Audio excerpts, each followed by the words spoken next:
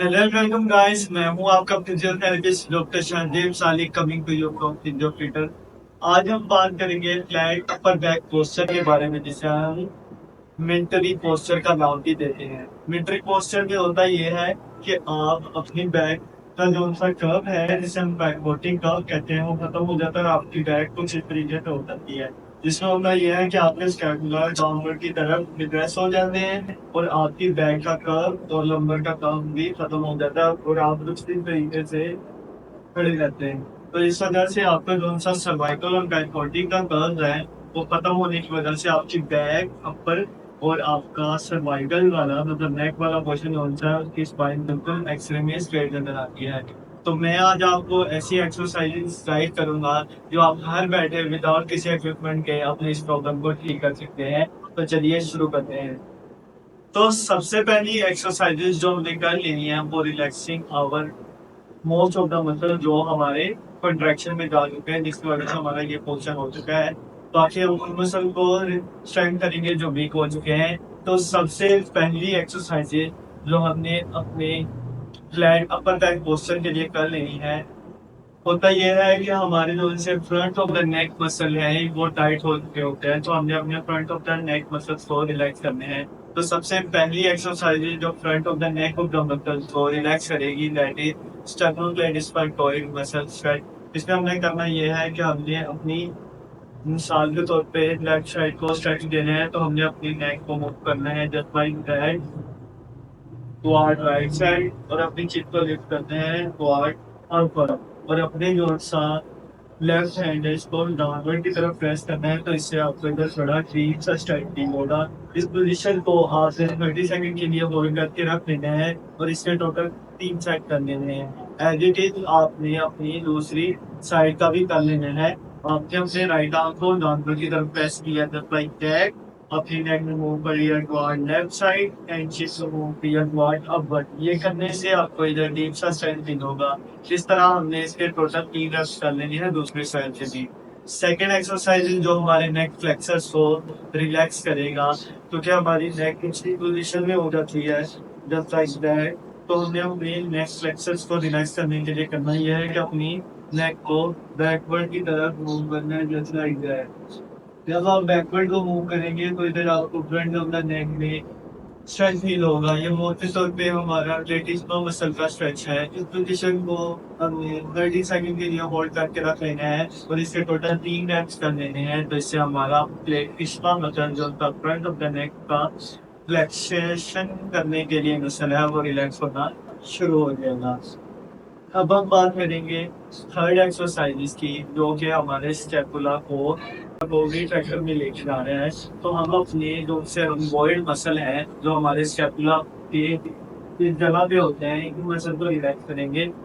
आपने करना ये है कि अपने लेफ्ट आर्म को मूव करना है टुवर्ड राइट साइड और अपने हैंड के हेल्प से अपने हैंड को मूव करना है जस्ट लाइक दैट। ये करने से आपको एक डीप सा स्वेट फील होगा।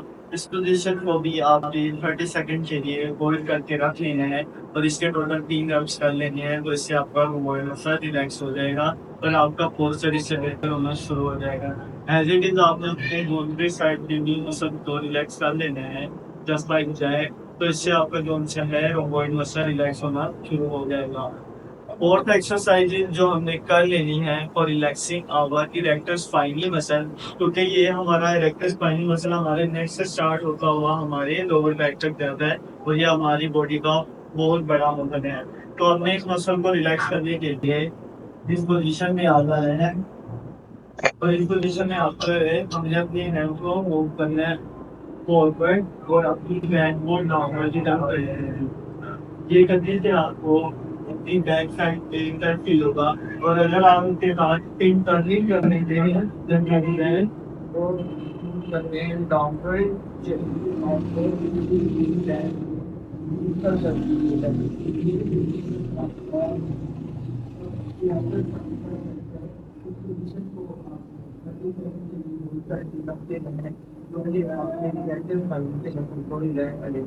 इस एक्सरसाइज के लिए आपको प्रोग्रामिंग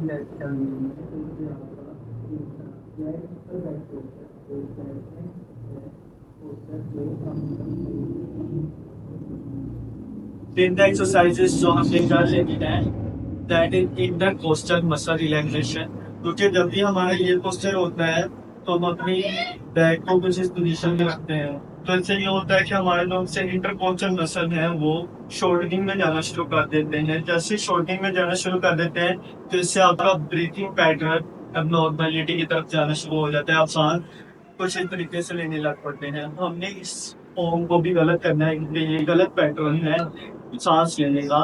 तो हमने करना ये है कि हमने अपने इंटरकोस्टल मसल्स को भी रिलैक्स कर लेने हैं।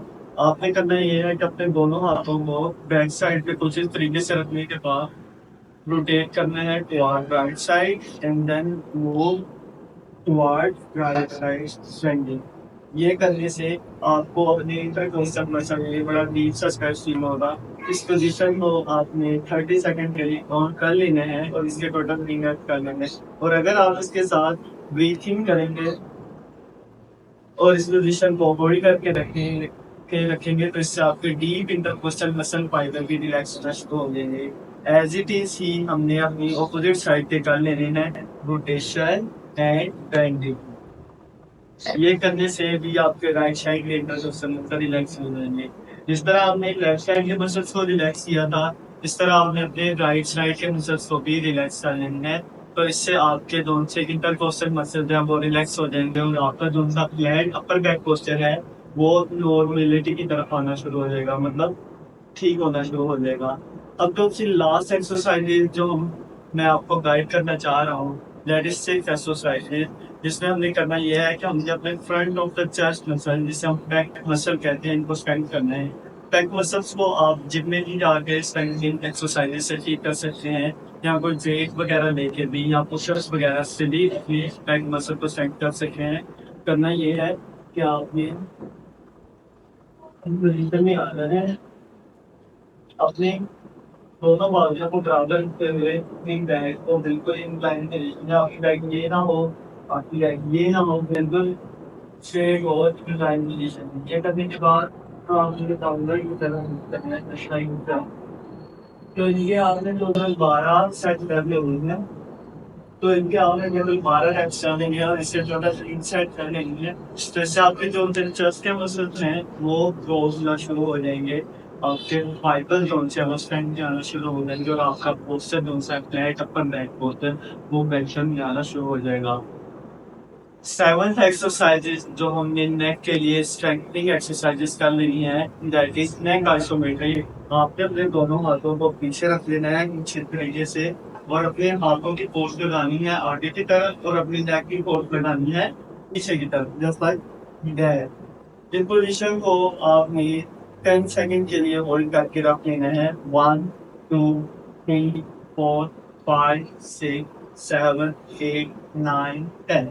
इस पोजीशन के आपने टोटल 10 रेप्स कर लेने हैं। तो इससे आपके जो से नेक के पोस्टीरियर फाइबर मसल है ये भी स्ट्रेंथ में आना शुरू हो जाएंगे। ये एक्सरसाइजेस जो सी है आपने डेली बेसिस पर कर लेनी है और कोशिश करनी है कि आपने अपने पोस्चर को इस तरीके से नहीं रखना, अपने पोस्चर पर अलाइनमेंट रखना है। और पोस्चर को आप अपने इस तरीके से भी अलाइनमेंट कर सकते हैं कि मिरर के सामने खड़े होते हैं अपने पोस्चर को देखें कि आपका पोस्चर कुछ इस तरीके से तो नहीं। तो इससे आपने अवॉइड करते हुए अपने पोस्चर को बिल्कुल रिलैक्सेशन पोजीशन में लाते हुए आपने रखना है। ये एक्सरसाइजेस जो मैंने वीडियो में सारी बताई हुई हैं ये आपने डेली बेसिस पे टोटल अबाउट 21 डेज के लिए कर लेनी है। तो इससे आपका जो है 21 दिन के अंदर अंदर आपका पोस्चर बिल्कुल ठीक हो जाएगा। तो ये थी हमारी आज की वीडियो। ये एक्सरसाइजेस आपने डेली बेसिस पर कर लेनी है। Thank you so much for watching this video. For further solutions stay connected.